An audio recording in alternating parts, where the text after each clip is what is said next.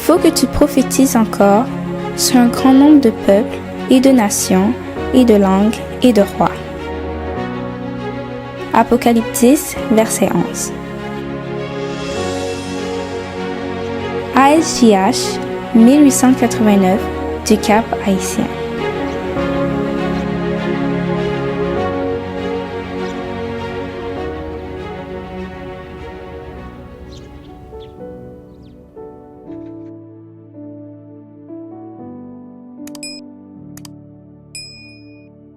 Grandeur de l'humble obéissance. Une citation des témoignages de Sœur Ellen G. White. Matthieu 5, verset 19.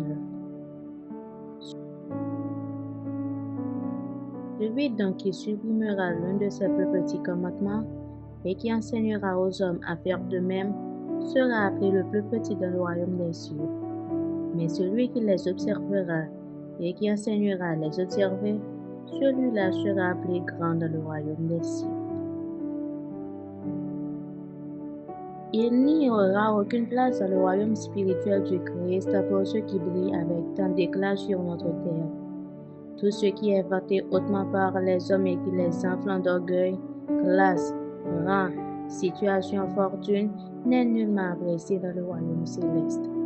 Le Seigneur déclare: « Je n'honorerai celui qui m'honore, mais ceux qui me méprisent seront méprisés. » 1 Samuel 2, verset 30. Dans le royaume du Christ, les hommes sont estimés d'après leur valeur spirituelle. Dans ce royaume règne un ordre extrêmement supérieur à celui des nations terrestres. Que nous ayons une position élevée ou humble, nous ne serons pas choisis d'après notre rang ou notre fortune ou notre éducation, mais uniquement d'après notre aptitude à obéir à la parole de Dieu.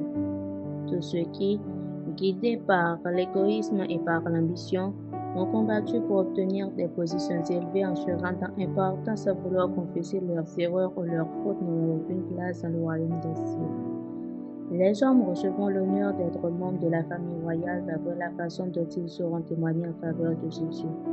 Ceux qui n'auront pas renoncé à eux-mêmes, qui n'auront manifesté aucune sympathie pour leur malheur de leur prochain, qui n'auront pas cultivé les précieux dons de l'amour, qui n'auront pas montré patience et douceur dans leur vie ne seront pas transformés quand le Christ reviendra.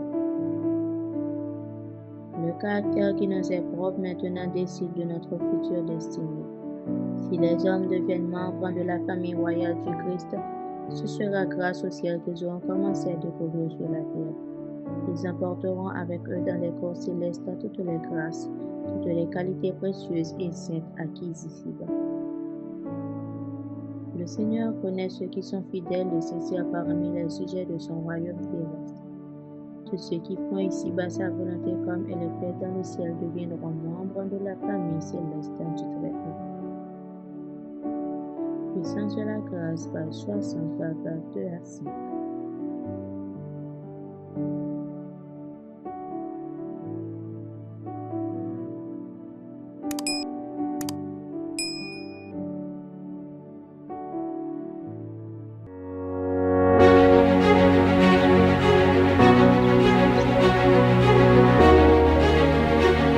Il faut que tu prophétises encore sur un grand nombre de peuples et de nations et de langues et de rois.